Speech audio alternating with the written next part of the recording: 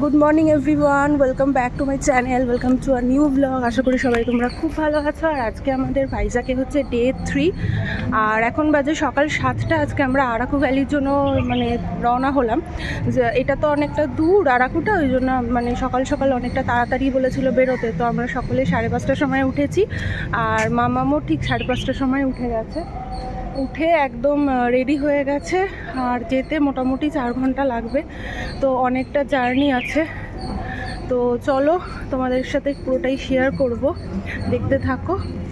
আমি তো রেডি হয়ে গেছে, সকালবেলা একটা বিস্কুট দিয়েছি, সেই বিস্কুটটাই কমপ্লিট করতে পারলো না দেখো। আর এই যে ওখানে সবাই ওয়েট করছে। সবাই চলে আসো মামা, সামনে চলো। সকালবেলা আমরা কিছু খাইনি, একটা করে বিস্কিট খেয়েছি। এত সকালে কিছু খাওয়া যায় না, আর বেবিকেও কিছু খাওয়াতে পারিনি কারণ বমি করে দেওয়ার একটা সম্ভাবনা আছে, যেহেতু সকালে অনেকটা সকাল, তো এত সকালেও খায়ও না। তো গাড়িতেই ওকে ভাবছি যে বিস্কিট আছে, কলা আছে, ওগুলোই খাওয়াবো। আর ব্রেকফাস্ট যখন আমরা করব তখন যদি আমাদের সাথে কিছু খায়। বেরোনোর সময় হাওয়াই চটি পরে বেরিয়ে যাই, তো আমি এখন জুতো চেঞ্জ করতে এসেছি। এই সেম ঘটনা না আমার পুরীতেও হয়েছিল। আমি পুরীতে ঘুরতে যাওয়ার সময় হাওয়াই চটি পরে বেরিয়ে গেছি, তারপরে আবার গিয়ে চেঞ্জ করেছি এই হোটেলের সামনে থেকেই। তো আজকেও সেম ইনসিডেন্ট হলো।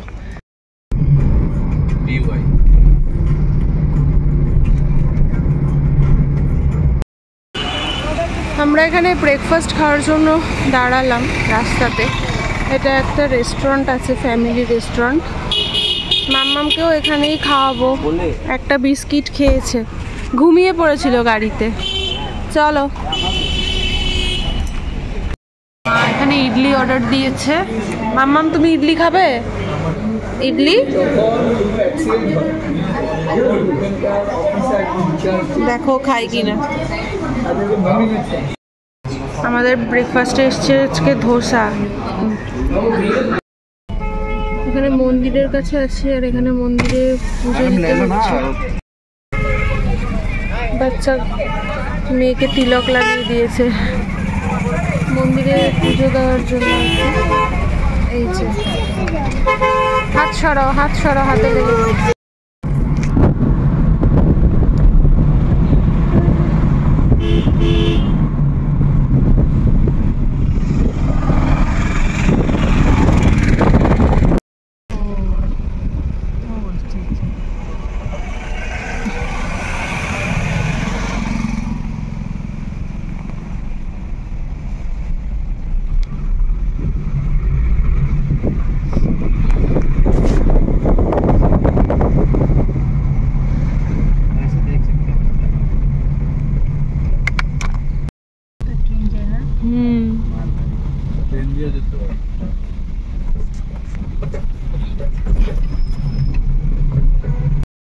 এখন আমরা বোরাঘাটের উদ্দেশ্যে যাচ্ছি। আর এখানে গাড়িতে নামিয়ে দেওয়ার পর আমাদের এখানে হেঁটে যেতে হবে। সামনে হচ্ছে টিকিট কাউন্টার, আর আসার সময় ওখানে গাড়িতে মানে 30 টাকা আমাদের চার্জ নিয়েছে 4 হুইলারে। আর এখানে মার্কেটটা দেখে না,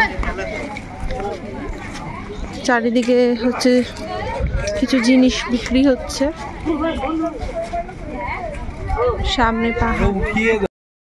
বোরা কেভে যাওয়ার লাইন হচ্ছে এইটা, টিকিট কাউন্টার। এখানে হচ্ছে অ্যাডাল্টের জন্য 100 টাকা, আর চাইল্ড হচ্ছে 5 to 12 ইয়ার্সের 60 টাকা। আর যদি ক্যামেরা DSLR এগুলো ইউজ করা হয়, স্টিল ক্যামেরা, তার জন্য এখানে 100 টাকার টিকিট কাটতে হবে। এটা হচ্ছে এন্ট্রি।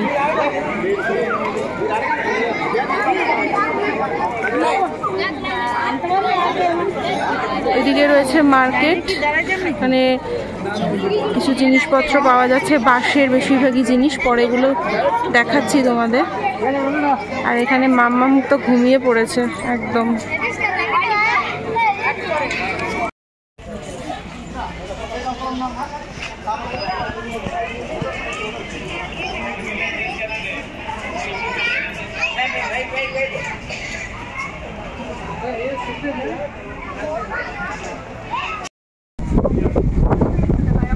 বোরা কেভে যেতে গেলে বেশ অনেকটা সিঁড়ি, এখানে নেমে তারপর পার হতে হয়। দেখো অনেকটা সিঁড়ি আছে, নিচে নামতে হবে কেভটা দেখার জন্য। আর এখানটা দেখো পুরো নিচটা হচ্ছে তোমার খাদ মতো রয়েছে, চারিদিকে গাছপালা। কতটা নিচে দেখো।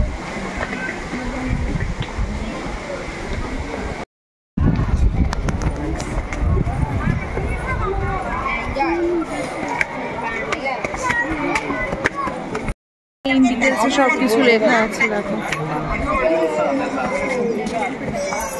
কেভটা বিশাল বড়, জাস্ট দেখো অনেকটা নিচে। এই যে সিঁড়ি করা আছে, পুরো বাঁধানো সিঁড়ি। চলো নিচে যাওয়া যাক।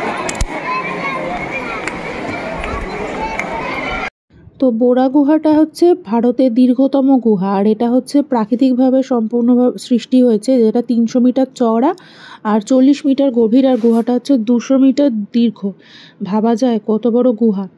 আর এটা হচ্ছে সম্পূর্ণ প্রাকৃতিকভাবে সৃষ্টি হয়েছে, যে চুনাপাথরের উপর জল পড়ে তৈরি হয়েছে। আর ভিতরে হচ্ছে এক অসাধারণ শিল্পকর্ম দেখা যাবে। চলো তোমাদেরকে সবটাই দেখাচ্ছি, মানে যতটা পারবো দেখাবো। অন্ধকার তো, তাই খুব একটা ভালো করে হয়তো বোঝা নাও যেতে পারে। আচ্ছা, বিজ্ঞানের ভাষায় যেটাকে বলা হয় স্ট্যালাকটাইট আর স্ট্যালাগমাইট, সেটাও কিন্তু আমি তোমাদেরকে দেখাবো।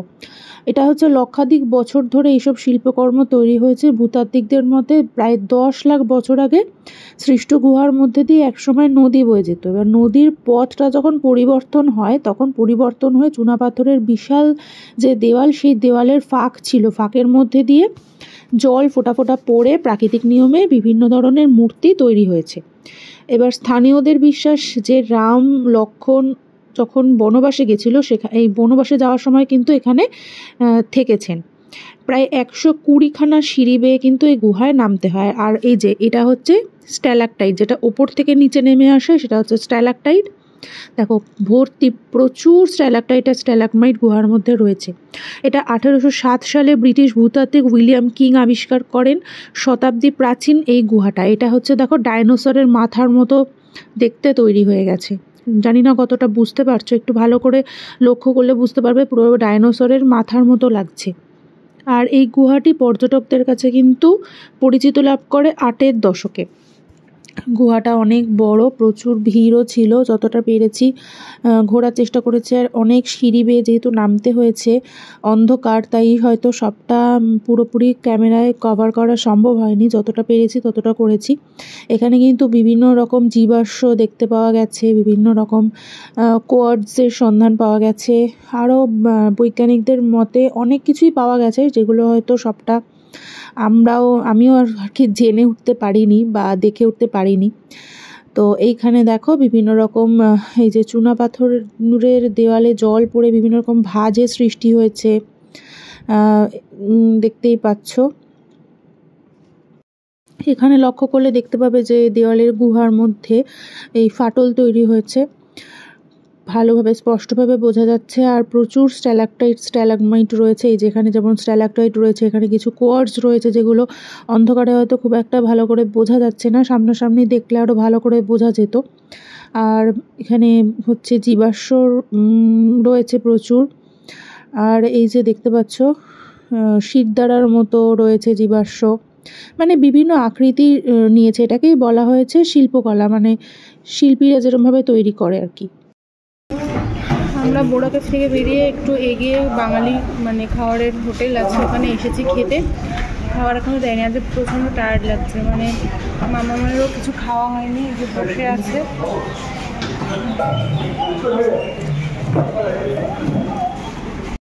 এই যে হোটেলটা, মানে সব কিছু দিয়ে দিয়েছে, রাইস, ডাল, সাম্বার, তারপর potato fry, chicken fry, fish curry, dum biryani, chicken fry, fish biryani সবই আছে। মোটামুটি এখন ফাঁকা আছে, 12:30 মতো বাজে। পরিষ্কার পরিচ্ছন্নই তো লাগছে, এখন দেখা যাক। এখানে প্লেন ডাল আছে, তরকারি, ঘুগনি, পাঁপড়, চাটনি। মাম্মাম খাচ্ছে শুধু ভাত। সামনে একটা ওয়াটারফলস আছে, জলটা একদম সাদা। ওই নিচ অব্দি ওখানে সামনেটা যাওয়া যায়, ওইখানটাতে না, অনেকটা নিচে এখানে যাওয়া যায়। ভিউটা দেখো তো সুন্দর লাগছে।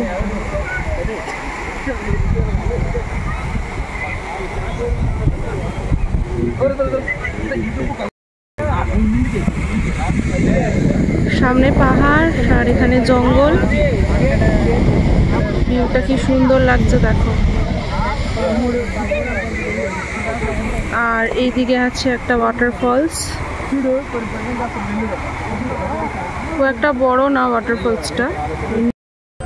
আমরা এখন কফি প্ল্যান্টেশনের ঠিক সামনেটা দাঁড়িয়ে আছি, আর পেছনেই হচ্ছে কফির মানে বাগান, আর ব্ল্যাক পেপার গার্ডেনও আছে এখানে মানে।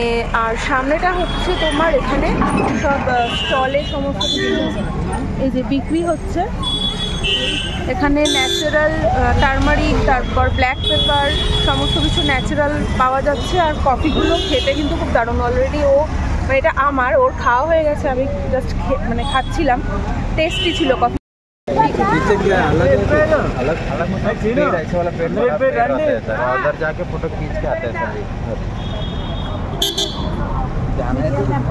কিনবে নাকি কফি? গুঁড়ো করতে হবে, গুঁড়ো করা পাওয়া যাবে না? হ্যাঁ, গুঁড়ো করা পাওয়া যাবে। এখানে সমস্ত কফি পাওয়া যাচ্ছে। আর এটা কফি বিন, এটা কত? এটা 200, এটা হচ্ছে 50 রুপিস, আর এগুলো হচ্ছে 100 রুপিস। আর এখানে টারমারিকও অরিজিনাল,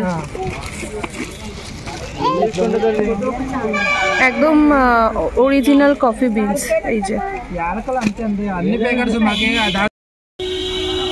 এটা হচ্ছে কফি গার্ডেন, পুরোটা এলাকা জুড়ে দেখো বিশাল বড় এরিয়া নিয়ে কফি প্ল্যান্টেশন হয়।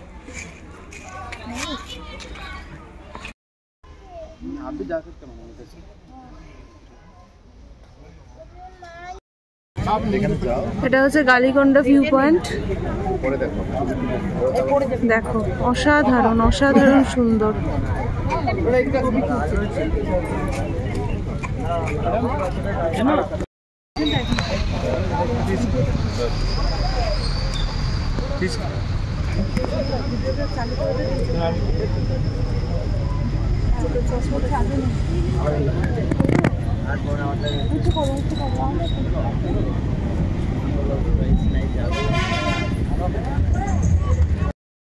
এটা হচ্ছে ডামকু ভিউ পয়েন্ট, পাহাড়, দূরে পাহাড়, নিচে জঙ্গল। সাদা সাদা রঙের ওটা পাহাড় না, না ওই সাদাটা। কোন সাদাটা? ওই দেখো না নিচে, হ্যাঁ সাদা যে, ওখানে তো ঘর আছে। এইটা ঘর হচ্ছে, ঘর দিতে হবে। আজকে আমরা 6:30টার সময় ফিরেছি। আজকে শিডিউলটা প্রচণ্ড হেক্টিক ছিল, অনেকটা মানে জার্নি হয়ে গেছে। তো মামামকে এসে খাওয়ালাম, আর এখন আমরা হচ্ছে চা খাবো।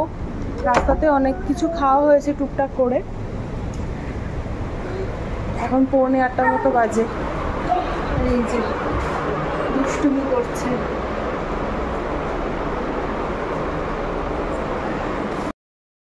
খাবার দিয়ে গেছে, আমরা ঘরেই খাবো। হ্যাঁ, দিয়ে যাচ্ছে প্লেট। এই দুষ্টুটা দুষ্টু করে যাচ্ছে। আজকে আমরা প্রচুর টায়ার্ড, আমরা এখন ঘরে বসে খাবো, তাই তো? ধরো না মা,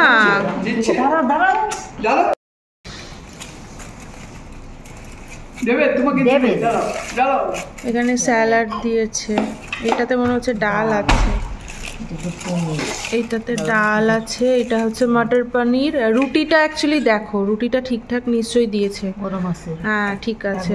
আর ভাত আছে,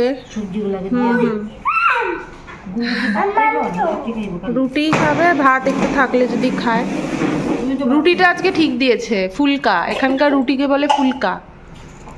আমরা 2 দিন অর্ডার দিয়েছিলাম কি রুটি তন্দুরি, আর শক্ত হয়ে রুটি যাচ্ছে। বলেছে তন্দুরি এসছে। হ্যাঁ ফুলকা আজকে বলছি, মানে তাওয়া। এরা তাওয়া রুটিকে বলে ফুলকা। আমি এতবার বললাম তাওয়া রুটি, তাওয়া রুটি বোঝে না, এমনি রুটি, প্লেন রুটি বুঝে না ওরা বলছে ফুলকা। হ্যাঁ তুমি কি খাবে? ফুলকা। আর একটা মিষ্টি এনেছি আমরা, লোকাল মিষ্টি,